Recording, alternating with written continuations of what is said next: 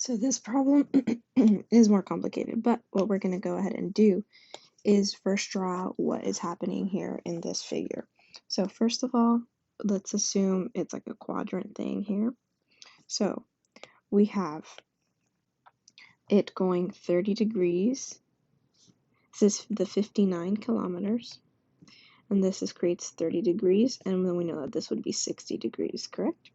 So then going down 58 kilometers. There is no angle there, nothing is happening right now.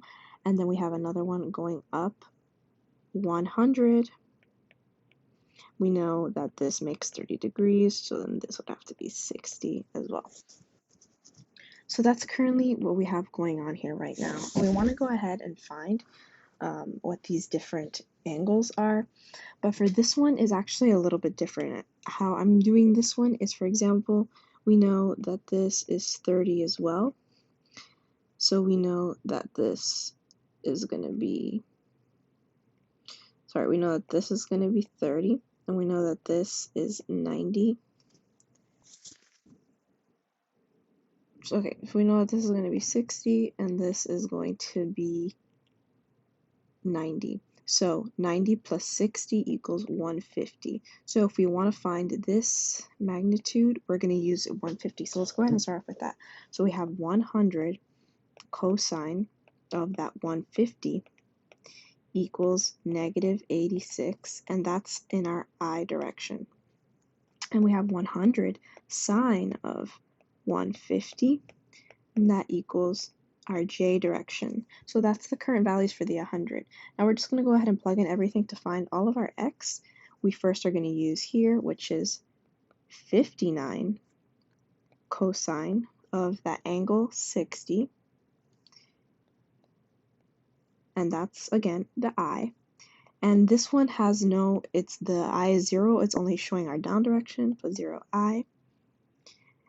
And we determined that the I for this 100 magnitude is negative 86.00 I.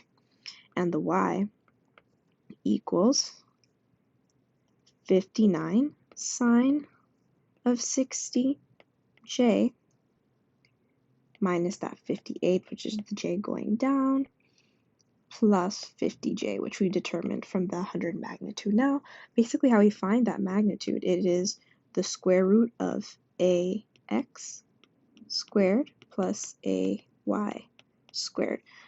So if we go ahead and find out, when we simplify our X equals negative 57.1, and our Y equals 43. So we're going to go ahead and find out what that is. It's going to be negative 57.1 squared plus 43 squared, which, when we simplify that, equals that magnitude of S, so the addition of all of them is 71.4. The answer closest to that is answer D.